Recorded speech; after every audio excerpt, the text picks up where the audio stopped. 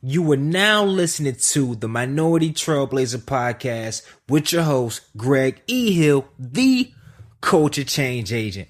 And before we begin the show, just like last time, I just want to shout out every single person that has supported the show, that has sent emails, sent out tweets, sent out Facebook messages, supporting the show, absorbing the content, taking notes.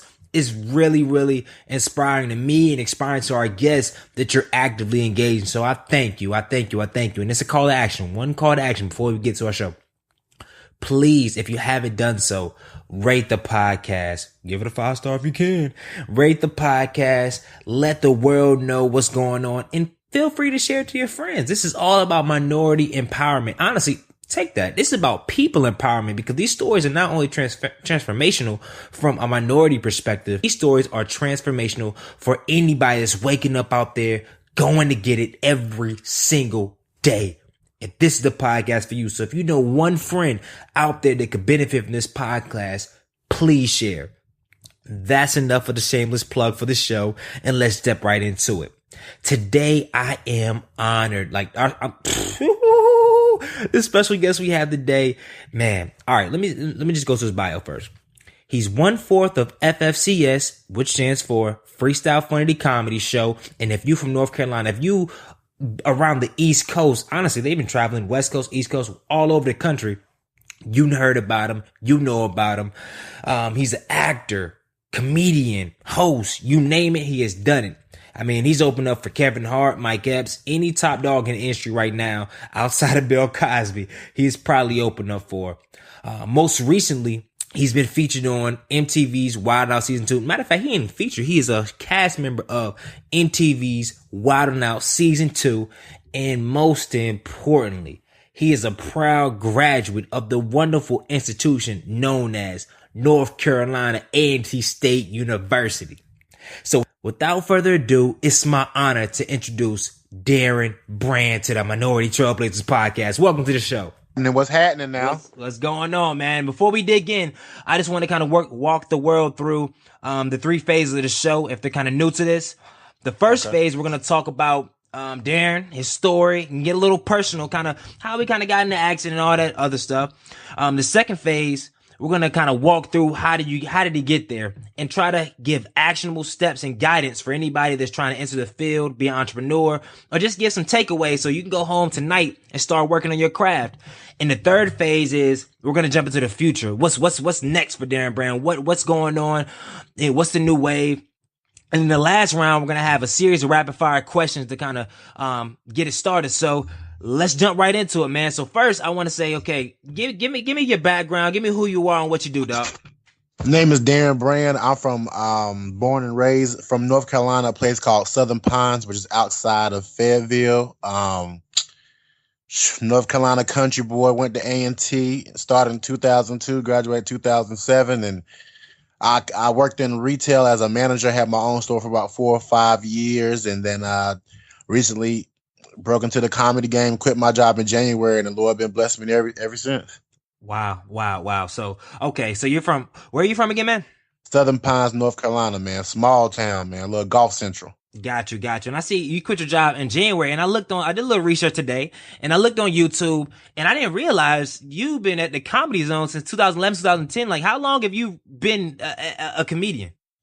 Well, I wouldn't say how long I've been a comedian. I started trying stand up in 2008, 2009. Okay. And I remember my first show, we promoted it like it was a big show. I only had 4 minutes. It was at an open mic. A lot of A&T alum in the area came out. A lot of friends drove from Charlotte to support me, and I gave it a try. And ever since then, from that day on, man, I've just had this burning and this itching for the stage. Like it's like a drug. Like I need it to keep going. I love making people laugh. Making people forget about reality is probably the best job ever.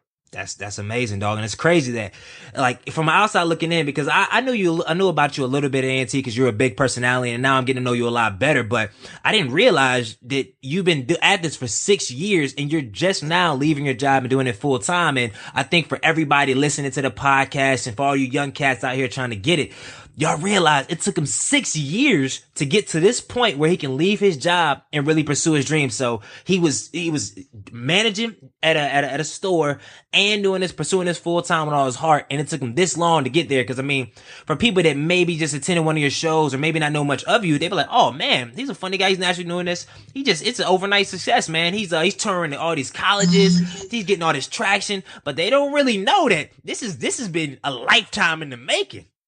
Right. Yeah, it's been a hard road, man. It's not only do I do stand up, but one thing when you're chasing your dream is very expensive. You got to invest in yourself. You got to invest in your appearance. You got to invest in always rental cars and getting up the road and be able to go at any time and new material. And one thing about being a comedian and entertainment, a lot of people don't understand that you have to keep up with everything because my fan base can range from 16 to 40. So you got to be able to appeal to a lot of masses. We've done clean shows, church shows. I mean, it's very, we have to be on Twitter at all times and just to be in the know, just in case we can make a joke about it and lighten the situation. We have to be on Instagram all the time. We have to be up to date with sports, and it's a full-time job outside of just being on the stage. Yeah, and then we're gonna do a deep dive into kind of your preparation process and everything else. But before we kind of do that, let's kick this show off with a quote because I'm a big quote guy. All my friends know at 4:30 every morning I get up, I run. But before I do that, I send like 100 people a quote, and I just like getting that ball rolling, getting that creative energy. So, hey, yo, Darren. Can you give me a quote, give me your favorite quote, and then kind of give me a story on how you intertwine this in your daily life? One quote that stands by me is hard work beats talent when talent fails to work hard. And every day that you wake up, you're given a new opportunity to work hard and achieve something that day. It can be, if you're trying to lose weight, run instead of doing 2 miles, work your way up to 3. It can be trying to change your attitude at your job, not be so negative. It could be anything, but hard work beats talent because God gives everyone a certain talent. He gives everyone a talent. It's just whether you choose to use it or not. And there's some people who use it, but they don't work hard at it. And once you don't work hard at the talent no longer that God has given you, you will lose it. And that's what a lot of people don't understand. Like I used to draw. I used to be in a million art shows in middle school. I mean, I could draw anything, sketch. I mean, I was nice, real nice. I won a lot of competitions and got to college and got caught up in the whole fun and going out. And now I can't draw on that same level that I once did. And I didn't work hard at that talent. I didn't put in the effort better than the next student. So that talent, went away. And I'm not saying, I don't know if that was necessarily my calling, but I didn't put the effort in it as I did with everything else. Now, as far as comedy, I apply comedy every day. Making people laugh and forgetting reality is one of the best things ever because you never know what someone is going through. We've had so many celebrities commit suicide and you look at people, I can't imagine how, I don't know how, I don't see it, but you don't know what are people going through. So if you make somebody laugh, you don't know what that laughter has done for them for that day. You don't know what's been accomplished. So that's why that quote just stands tough to me. There's a lot of, like, I'm funny. But there's a lot of other people who are way more funnier than me, but they don't put in the work that I do. Yes. Therefore, you may not get a chance to know them. You may not see them. You won't see them flyer. They're not invested in their brand. They're not invested in their craft. They're not, trying new things and going to different states and cities and countries and trying new stages and stands. And they're not putting in that work. They're just sitting in the same area. And they're very funny. But they're not putting in that work. Yeah, that you hit it on the head, man. And I want you to, because I'm trying to get in my head from a comedian's perspective of what you do right now. What does putting in work look like? One thing about quitting your job and chasing your dream, you got to be kind of crazy to do that because one, at our age, 26, 27, 28, 30, it's very difficult to take a risk and let go of security. So when you let go of security, your mind constantly races all the time. Greg, I can't even count the times how many times I woke up at 3, 4 in the morning and I'm just sitting there worrying about how I'm gonna get this next check, how I'm gonna pay this bill, let me budget this, and then I laugh it off and I start writing material. Like that's what I mean by working hard. I don't go out to the clubs anymore unless I'm booked or it's my company, because I'm part of a promotion company that does events, nighttime events.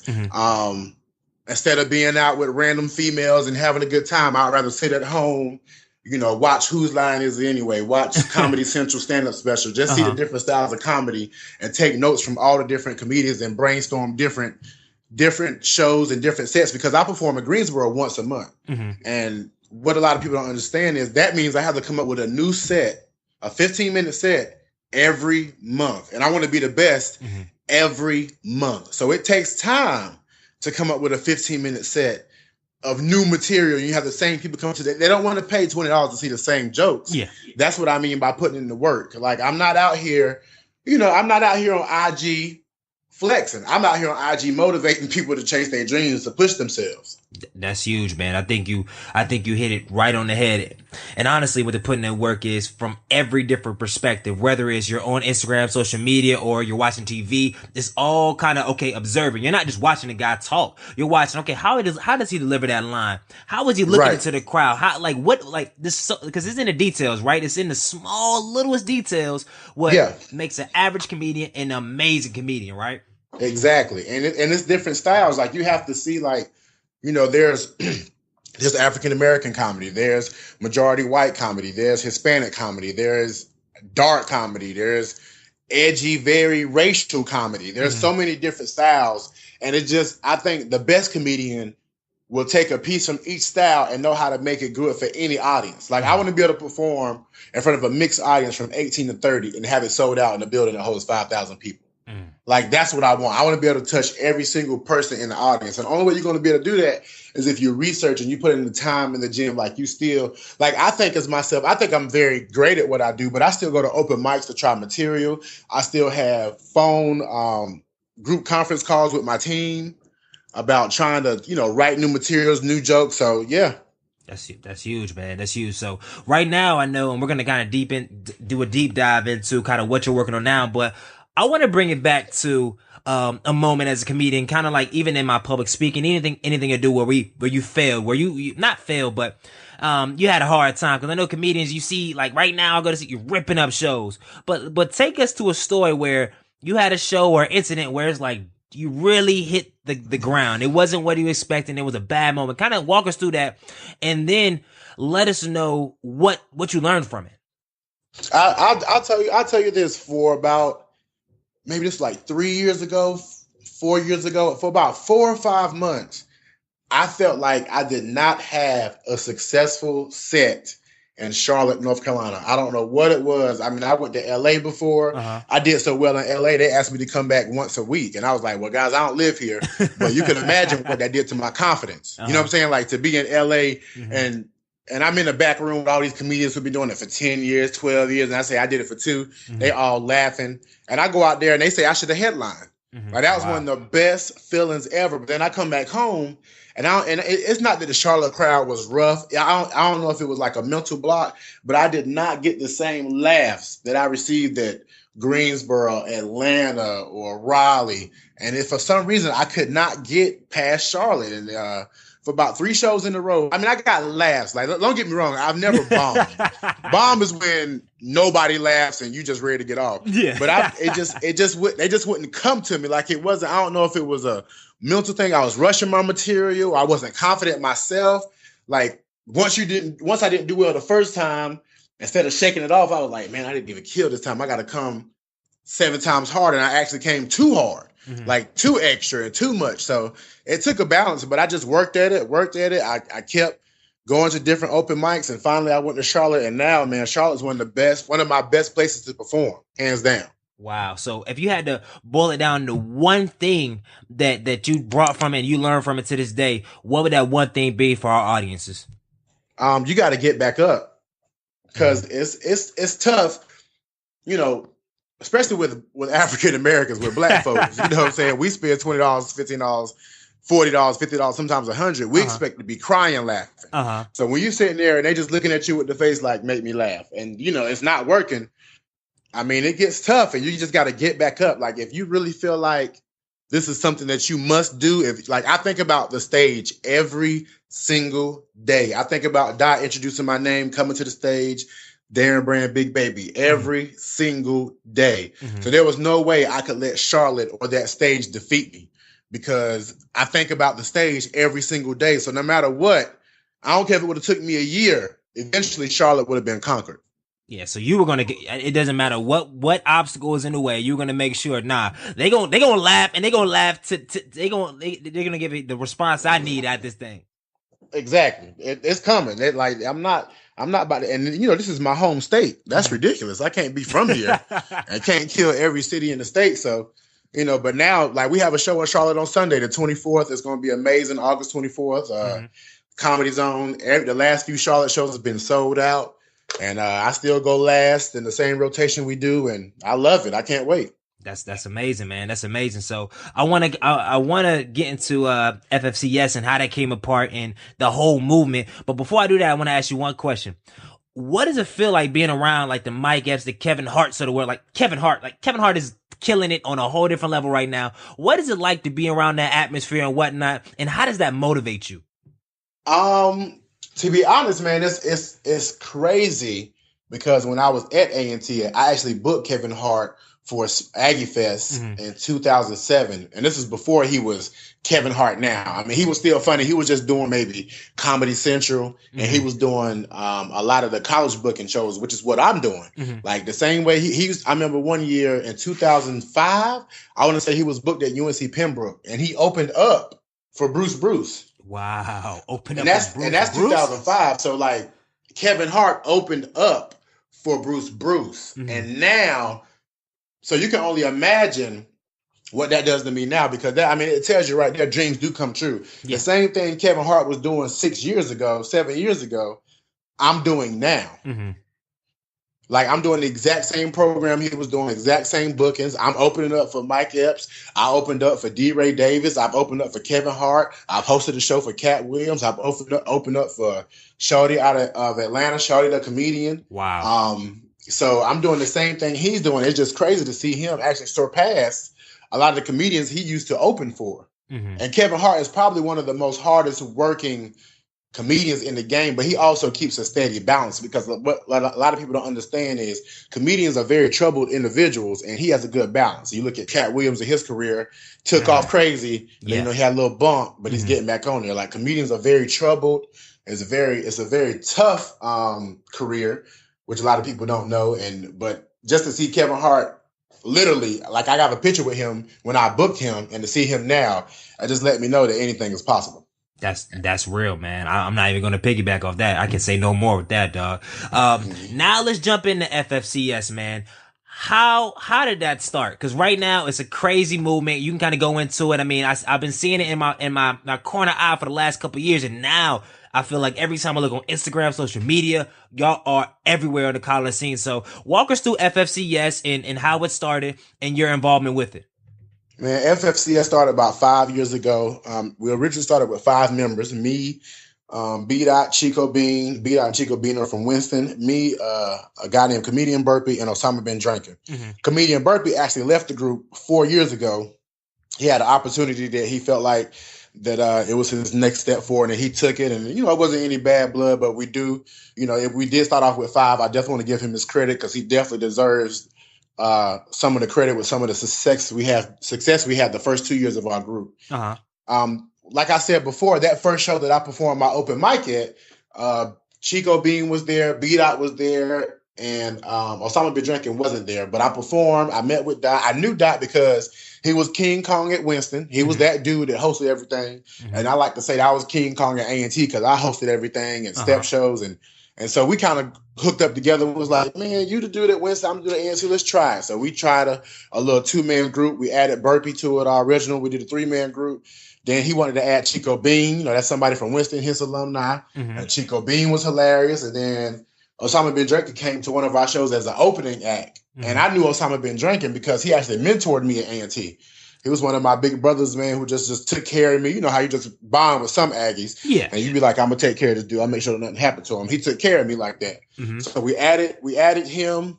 A couple of years later, Bert left, and that's the four of us: Chico Bean, Osama Bin Drinking, me, Big Baby, and B-Dot. Mm-hmm. And honestly, our success comes from the way we treated people in undergrad, the way our roles and who we were in undergrad. Mm-hmm. Because if you was a good dude and you really didn't shade anybody, people would go the extra mile for you. And because of that, people gave us tips like the NACA program, which is a booking agency for all colleges for entertainment, because every college can't afford Kevin Hart. Mm-hmm. So that's where people like us come in. Like, we're very talented, but we're not too much out your price range. Uh-huh. Ebony Ramsey gave us a great hookup with that. She's a Aggie. Mm-hmm. Also, there are other Aggies who went off and graduated and worked at different schools who actually helped us get booked. Mm-hmm. Like, I'm gonna give you guys a chance. Shouts out to A&T. They gave us the opportunity for one of our first college shows in the auditorium. We actually performed in the Corbett Gym, which that was a dream of mine, to stand in front of Corbett and perform in front of 5,000 Aggies. I've done that 3-4 times now. That's crazy. Wisdom State has given us a chance to perform at their homecoming as a group, which was crazy. Shouts out to UNCG. They was really one of the first schools, other than the schools we graduated from, to give us a chance. UNCG has booked us probably 3 or 4 years in a row. Wow. So yeah, it just started from the way people like, man, I remember you. You good peoples. Let me tell you what you can do about this. Because a lot of people don't know how to go about even achieving your dream or achieving. It's a lot of money to be made in certain kind of fields that people don't even know anything about. Nah, you hit on the head. And I think your biggest takeaway from that was you've been nurturing that relationship by being an authentic, a genuine guy since your undergrad career. So now it's to a point where you have a service or something to offer, and people are more than willing to help and aid in your battle, because since day one, I mean, of course, we all made mistakes. Since day one, though, you've been the same guy, same thing. And they're like, oh, wow, okay. They're willing to share. So they're bringing it all full circle. Everything you do, whether if you're in undergrad right now, if you're in high school, if you're in the real world, whatever level you are in, I mean, it all comes into consideration when you need it. Like right now, in a summer camp a month ago, I hosted a summer camp in Durham, North Carolina. And shoot, in a couple of days, I don't know who sent down the message. Then you came, Darren Brand, and then DJ Bobby Drake, and then Jeru. A lot of guys that are locally. I didn't pay these guys. They came out of nowhere to support, not because of me, but because of relationships I established in my college career. And then a friend of a friend reached out, and they said no problem. So it's crazy how everything always comes full circle. It does, man. I can say that happens to also Next Level Success. I'm one of the head marketers at Next Level, which is an entertainment company, and we sell out every homecoming event because of how all the executives have treated people in their undergrad careers. Like, we've had 10-year relationship with some people through Next Level, through events, through nightlife, and it's just amazing the support every year, because people, I mean, it's just like a young girl who. You're a freshman in college, and a young senior, you wave to her and she like, all right. And then the next year, she's asking you to vote for her for Miss A&T. Yeah, it don't work. It don't work. You see what I'm saying? So yeah. It always comes back to you. And that's one message I can get out there. You always have to remember, people may not remember what you said, but they will always remember how you made them feel. Hands down, always. That's so real, man. That's so real. So let's transition to the next part of our show, man. And I want to kind of go to more, I want to kind of get in your head to how do you prepare for a show and give some actionable advice for anybody out there, not only that may have an aspiration to be a comedian, but honestly, anybody out there that talks in front of large people or has aspirations to be in a personal brand or something of that nature, because it takes a whole different mindset to talk to and speak in front of 5,000 people. So let's make this next transition. What is it like looking into the stands and speaking to 5,000 plus the big arenas? Like, kind of walk us through your preparation and some tips for all those aspiring to kind of ignite those kind of crowds. Well, man, I can't, man. It's crazy because I'm more comfortable in front of 5,000 people than by myself. So when you're prepping to be in front of that kind of people, you're in the back, you may have a song, or I listen to a lot of Drake because I feel like he's very motivational. He's very real. Yeah. So I listen to him, and then there comes the hunger stage. Like, I want this. Let's go. Mm-hmm. Then there comes like I'm going to own this whole building stage.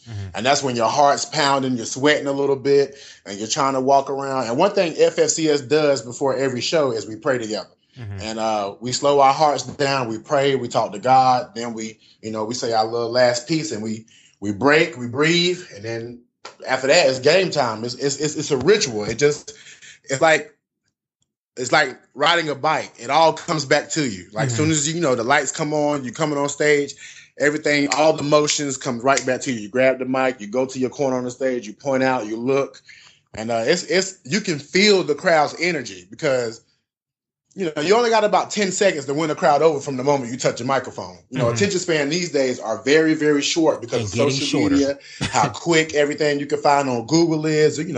People can't even really watch a whole movie without looking at their phone a few times.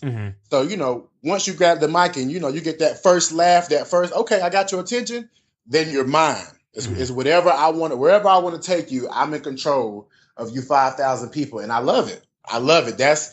If you could just imagine 5,000 eyes looking at you and giving you that kind of energy, that laughter, that joy. It's overwhelming, man. That's why when you get off stage, you're so drained because it's just so much energy being passed back and forth between you and the audience. Yeah, man. It definitely is, man. And if you could give us, and you said, okay, I like the comment you said, the first 10 seconds. I think this can apply to all our listeners, everybody in here, because it's in any conversation, whether you're impressing a girl or if you're a girl trying to impress a boy, girl trying to impress a girl, whatever you're into, or even giving a presentation or being a student. That first 10 seconds, the things that come out of your mouth, your body language, everything is so important. So kind of walk us through how in your concentration or whatever you do, that first 10 seconds from the crowd, like what are you looking to do and how do you do it? For me, because of my role in FFCS, I'm the energy. I'm the so-called the big teddy bear, the sex symbol of the group. You always got to have a big, sexy, big dude. I guess that's in right now. And so I'll come out to whatever song is that's hot or whatever the new dances is. And that's why we have to stay in the know. We have to know what's hot, what's relevant. And once I do that, because I have a lot of rhythm, I'm very fun. Once I do that and the DJ drops the music and I'm dancing or I'm nay-naying or I'm doing the yeet or I may do an old school Harlem shake. Once I do that and the crowd's kind of uneasy and laughing, I can do what I want. So you just you got to open it up first to something they can relate to, something they can really grab onto. And then once they get on rocking a little bit, you good to go. You comfortable. You're confident. Yep. And also, because this applies to everybody as well. I know you talked briefly about your creation process, but for all those out there that maybe want to be like public speakers or want to start a new business, and the first part is starting. So what advice do you have to give for the first time entrepreneurs or the first time public speakers about the starting as far as the creation process? Like where do you start? As far as like getting my material together? Getting your material together. For me, my comedy style is very relatable because there's not many difference between people. Most people do the exact same thing, just in a different way. So like I have a mixed crowd and I can say a joke like, well, if 80s babies make noise, so, you can kind of dictate who's in the crowd. So like 80s babies making noise. I'd be like, well, in the 80s, 80s babies, early 90s, we was going to school. All we cared about was windbreaker suits. And once you say that, so you see that, look at the generation gap between me and you. And as soon as I said windbreaker pants, you started laughing because you remember when you wore windbreaker pants. You know what I'm saying? Like you could never creep up on anybody in windbreaker pants. All we did was try to walk around and listen to our CD Walkman on the school bus. That's it. We want to listen to our CD Walkman and try to hit girl butts and run. That's it. Yeah, that's it. That's the same thing. Like whether you're 30 now or 25, you did the exact same thing. So that's my style of comedy. I try to see what's relatable. Like, say you're trying to watch a little, nasty HBO when you was little and your mama come in and you try to act like you sleep as soon as the door open. Everyone has done that. It's crazy. I think I like when you say that, my mind just goes back into you. Like you got that little light crevice on there. Your bedtime at 12, and it's like 2 o'clock, and you hear that door creak, and you're like, the light is on. You hit last on the remote to make sure it's on Cartoon Network. So when she come in, it's on the cartoon. So it's not on HBO Nasty. Then you try to play sleep. And as soon as she leaves, you switch right back on. Damn. That's a constant thing that has happened for years. And that's my style of comedy. Like I see, like right now, you never know, like, okay, this is just off the top of the head. Mm-hmm. You never know what kind of music anybody listens to in the privacy of their car. Mm-hmm. Like I'm a big dude. I got tattoos, I got dreads, but there ain't nothing wrong if I play a little Beyonce in my car and have myself a party, because everyone does that. No, whether you admit it or not. And you see how the ice is broken, because every dude in here done got caught playing Beyonce by that girl one time. Be like, oh, you left that CD in the CD player. That's not mine. Yeah, you're right. I ain't gonna lie. That Drunken Love, when that thing first dropped, that used to be on rotation. Exactly. But shoot, man, we're gonna go to and the next transition, and we're gonna talk about the future. And I'm a real big guy, and I know you're really big on planning for success, because everybody nowadays, for some reason, think they can just wake up and just go out here and do it and just make stuff happen. Nah. You have to plan for success. Kevin Hart in 2005 and doing the college tours and getting the grassroots movement rocking with him first and then going mainstream, that was intentional. And I want to kind of get into the future of everything, and it's going to kind of get a little deep too, man. So what new projects or events are you working on that you're excited about to share? Well, right now, like I said, FFCS is now, we did our college tour. This will be our second year. Mm-hmm. We start off Friday. But the thing I'm most excited about is I did a college conference as a solo artist. Mm-hmm. And I'm blessed to say I walked away with about 30 solo bookings. Woo. Which is phenomenal. And because I made that step, because I actually planned to go do that, it forced me to actually work on my stand-up and writing 10 times better, because not only now do I have to perform, I used to perform with 3 other brothers. You know, it's easy when you got your team with you. You can fall back on each other. Yeah. You can bounce off each other. But now I'm by myself. And now, because I took that chance, I invested, I now have to do an hour of stand-up at about 20 schools next year. An hour. So that's already got me like, all right, well, this is game time. You know, every great comedian got at least an hour special. So now it's time for you to really get in the gym and really just plan out and market how you're going to put this set together. It's not about whether I got an hour of material. I've been doing comedy for 6 years. Mm-hmm. I've been doing Greensboro for 5 years, once a month. So I have 3 hours of material. Yeah. It's just that how am I going to maximize this hour with the greatest laughs every minute. I don't want a dead 10-minute set. I want an hour of constant high energy laughs. That is huge, man. So how are you gonna, like, this is just a regular question as a freaking as a fan, how are you gonna do because that's FFCS, that schedule, and then 30 solo bookings? Like, first, how'd you get those 30 solo bookings? I mean, it's just from people knowing you in the field. Like, how'd you get that, man? Because a lot of people out there that are first time comedians, first time speakers, first time anything, that everybody's working on how do I get clients. So give me a little tips, or how did you get those first 30 these 30 bookings? Man, I went to a program called NACA, which is a National Association for College Booking Activities. They book comedians and musicians, people who bring the massage chairs and the spa days for schools. Like that. That's the kind of program it does. It brings anything like t-shirt companies, people who make cups, everything. People go there and submit to try to sell their brand or activity to the school. I went, I registered, I paid. One of my good friends, his name is 50. He's the FFCS producer. He's the genius behind a lot of our games that we do in between our shows. He made me a video. I submitted it. I made it. I was given 5 minutes to perform. 5 minutes to perform at this stand-up. And that 5 minutes, I convinced about 30 out of 50 schools to book me on the spot. Ooh, man, that's amazing, man. I can't wait to see how that comes to fruition. Are you gonna do a little behind the scenes or a video recap of all that? Like, I mean, yeah. I got a video team coming up with me on the road with FFCS, and I have like a videography coming with me in the spring to about 2 single shows with me and Chico Bean. I'm actually gonna bring him as a guest, which is nothing but a plus to the show because I'm bringing somebody with me that's on TV, and he's actually opened up for me. So that actually does great wonders for my brand as like to, he brought Chico Bean. Wow. Like, so it really helps out a lot. Yeah, man, that's huge, man. I can't wait. I'm excited, man. You didn't push the level of excitement. I didn't even know that was a new project, man. And kind of, and also, where are you going? Let's talk. Can you talk about a little bit about G-Ho's do's and don'ts, man? Because I know for everybody that's unfamiliar about anything, because we got people all across the country that'll be downloading this. G-Ho, explain, if you don't know what G-Ho is, Darren, kind of explain them what G-Ho is and walk them through what G-Ho do's and don'ts is. Man, G-Ho is an acronym for the greatest homecoming on earth, which is represented by the school, North Carolina Agricultural and Technical State University, located in Greensboro, North Carolina, founded in 1891. One thing that A&T teaches is that Aggies are family.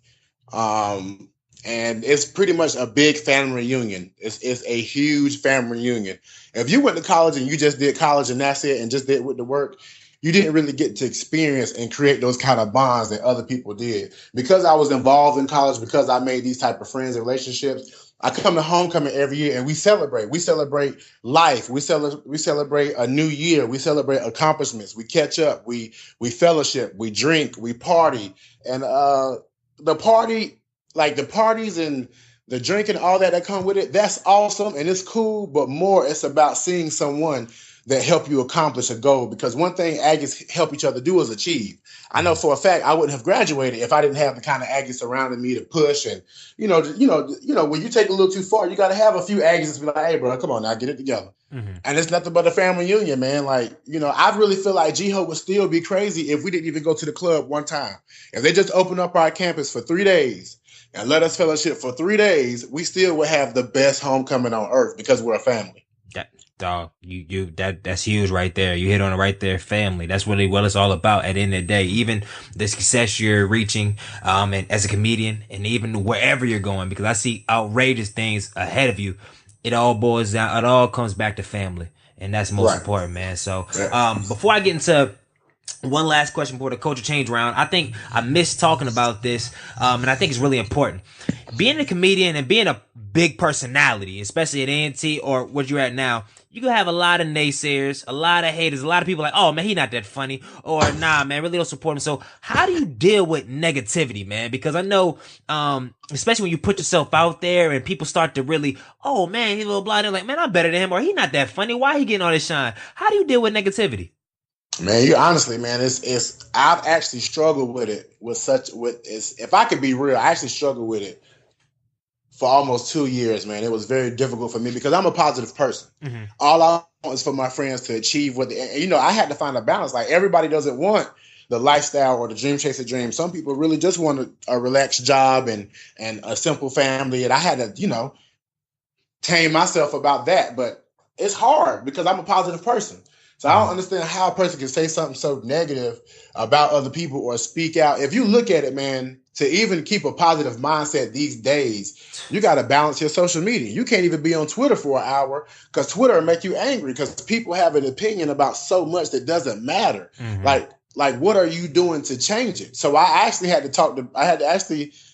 been talking to Chico Bean a lot, man. And it's just crazy to see him transition and deal with it because he's helping me a lot. Like, for instance, he put a picture up of his daughter on Instagram. And yeah, it might have been a spam or it might have been something, but someone made a mean comment, be like, oh, she's ugly. And I'm like, bro, that's his daughter. And it's like, you don't even know him, know nothing about him, or it's very tough, man. But honestly, I deal with it because I have so many positive people in my circle. Mm-hmm. Like, when you got positive people around you giving you that kind of energy, man, you can deal with the negativities of the world. Like, you can shake it off. It won't bother you. FFCS is a positive group of brothers, man. 2 of them are married. 3 of my brothers have kids. So, you get that kid energy around you. They all call me uncle.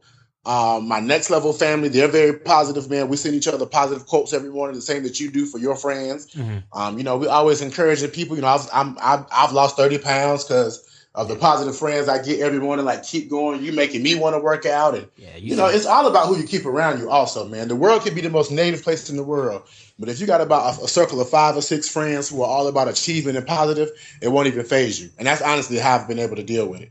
That's huge, man. That's huge because especially the level that you're about to be go on, especially anytime you have a national kind of brand or emerging national brand. You have people that know you from anything that will just say anything, and that's kind of crazy. So I'm glad you spoke on that. Let's get a little deep, man. And it's crazy. I'm just going from 0 to 100, but it is what it is. What type of legacy do you want to leave behind? Man, for me, doing the shows at colleges is the most important to me. Mm-hmm. I love doing the shows, man. We just did Central for their welcome week. 1,400 students, 18 years old. We stay and take a picture with every student who want to take a picture. Don't take this moment for granted because life is precious. Mm-hmm. But for me, my legacy, the one thing that I want to stick with me is when I have those 3 or 4 students from every college show who come up to me and be like, hey, man, how you start chasing your dream? Like, you know what I mean? Like, what made you want to do that? That's my legend story. Like, that's what's made me legendary. I love performing in front of thousands. I love making people laugh. I love the pictures. I love what comes with it. I honestly do. But those 4 or 5 students who come up to me after every show to ask, how did I achieve my dream? And I let them know I come from a hard time. I come from, my family had a few problems. Ain't nobody's family's perfect. Mm-hmm. Drug abuse here and there, alcohol here and there. My father walked out on me, and I was a stepchild. All kind of situations, all kind of things I went through. But if I can go through all of that and still have the strength and the faith to chase my dream, then you can too. And once that kind of energy and message is passed across, hey man, that means more to me than anything else. That's real, man. That's real. And I got one last question before we go into the culture change round, which is the rapid answer round. And this kind of trips people up. But if you had a chance to go back 10 years right now, 10 years ago to the old Darren, to a young Darren, 10 years younger Darren, what would you tell him? Woo! 2004 Darren, man. I was off the chain 2004, bro. 2004, I had my own room in Aggie Suites, if you can imagine what that was like. Woo! In the suites? In the suites, bro. I was assault. Woo! Man, if I could go back and tell, I would tell me to save. I didn't start managing my money well until I was 25. Uh-huh. You know what I'm saying? And that's another reason I was able to quit my job, because I was able to manage my money very well. I wish I would have told myself 10 years ago to start managing a little bit earlier. Like, instead of 25, start managing and putting up, good stuff around 23. Mm-hmm. That's probably what I would have told myself. Like, just start managing a little bit better. Because, man, my first year after graduation, man, I went to Hawaii, the Poconos, New York, 2 cruises. What? Like, whenever I got a check, I spent it. Like, I was working, I was getting a refund check every 2 weeks. Uh-huh. I was staying with my aunt until I got my money ready to move. I was going shopping and traveling once a month, man. I was loving it. Uh-huh. But, I didn't discipline my. You got to have those couple of years where you just lose it and have a good time. Yeah, you got to. You got to have them stories. Yeah, you got to have them stories. But I wish I would have told myself, like, maybe start at 23, just to be more prepared now. Because now, man, all I want to do is make people laugh and see the world, man. I just want to see the entire world. That's it, man. That's it. That's amazing, dog. So let's make the transition into the culture change round, man. I'm gonna ask you 5 questions and rapid answer. Give me rapid replies. You can go into detail after your answers, but 5 questions, and then I'm gonna end it out with one big question. So to kick it off, what is the best piece of advice that you ever received? Best piece of advice I've ever received. Can't make everyone happy. That advice to any kind of speaker or anybody that's vulnerable, put themselves in a situation where they're talking to a lot of people, is key. Because, as a speaker, you want to make everybody laugh. You want to make everybody inspired, everybody motivated, but it ain't possible. Like this podcast, there's going to be some people after they listen going to be like, oh my gosh, this is amazing. It's great content. Some people going to be like, I wasted 40 minutes of my time. Some people going to be like, I don't care. But kind of what you said. If there's 1, 2, 3, or 4 people, they'd be like, wow, I heard his story and I've seen him live on the show, but they kind of have him share his intimate concerns and his inner beings that really meant a lot to me. That's really all that matters. So that's huge, man. What is one of your personal habits that you can attribute to your success?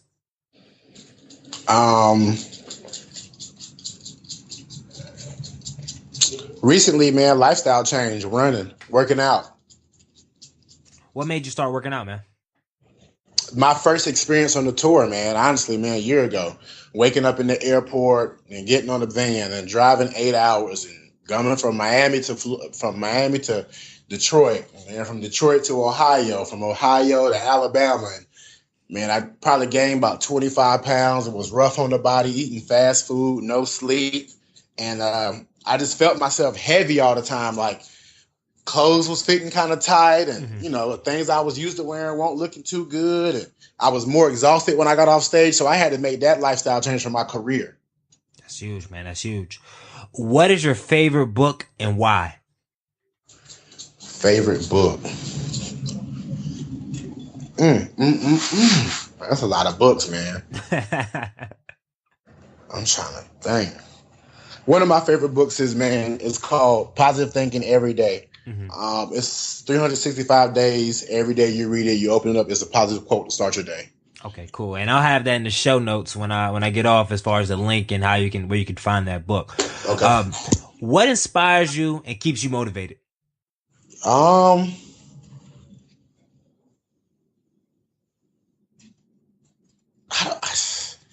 Because honestly, man, it's my purpose. It's the reason why I'm living. That's what keeps me motivated. If God came down today and was like, you can't perform or do stand-up anymore or host anymore, then you might as well take me, because that's my only purpose of being here. I've realized that's my purpose, is to motivate people to chase their dreams, change lives, and just to make people laugh and forget about life, because life is painful, bro. Life is joyful, but it's also painful. Like I've had to perform at least 4 times on a day I've had a death in my family. And through that stage, I was able to get through the day. Through that laughter, through the crowd laughing at me, I was able to get through losing a family member. That's big, man. That's deep. That's deep. That's deep. If you were the president of the United States, what is the first thing you would do? Speak my mind. Like for one day, I would just let the United States know how I feel and what it's like to be in my job. And then like, hopefully nothing bad would happen from it, but that's what I would do. That'd be huge. About, like you just about 10 minutes to say whatever I want. You know what I'm saying? That would be amazing, man. Especially with social media the way it is today, man. He could do a whole, he could take that. Honestly, he should do that. And President Obama, if you listen to this, the last day of your term, contact Darren Brand or his team, and then come together a little strategy to do that, man. That'd be huge, because he's on his way out anyway, so he might as well do one day or 10 minutes, like you said, and just go in it. I would love to see that. I know. And this is the last final question, and I do this with everybody that's on the show. And this is to kind of bring it all home, because at the end of the day, this show is to inspire and motivate everybody, but most importantly, young minority individuals, because there's not, like you said, there's not enough positivity around here. So if you could change one thing about society, most specifically African-American culture, what would it be and why? You can take your time. For me, if it was one thing I could change, it would be our mentality. I wish I could give everybody the mentality that you are bigger than anything that can happen to you. Like you are. And we as Black people, man, we take a lot of blame, and we keep it. Like, we were slaves, or, they're racial, and a lot of those stuff, we may have actually helped out on. Some of those stuff we may have made a little worse for ourselves or whatever, what have you. But, if your dad walks out on you, or your mom does drugs, or your family's tough, or your girl left you, or you lost your job, like, you're bigger than anything that can happen to you. Like, long as you pray and you're breathing, get back up and get back to work. Like we have a little tough time and we fold. We cannot fold, man. We can no longer fold. That's real, man. That's real, man. Shoot, man. Dog, it's been a pleasure taking your time interviewing today, man. So before we wrap it up, how can people find more about you, get in touch with you, FFC movement, what you're doing, and how can people get in contact? Where can they find you at? Man, you can follow me on Twitter, man, at Darren Brand _ DARREN BRAND _ Same on Instagram. We're always posting our schedules, our tour dates. You can go to my website. I have a couple of T-shirts on sale. That's part of my branding company, PB&J, Product of Better Judgment. Next Level will be releasing GHO soon. My website, darrenbrand.com.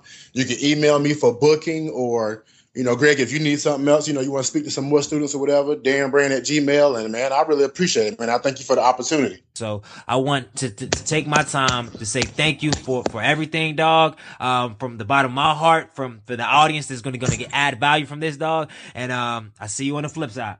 No doubt, bro. Be blessed, bro. Already. Yeah.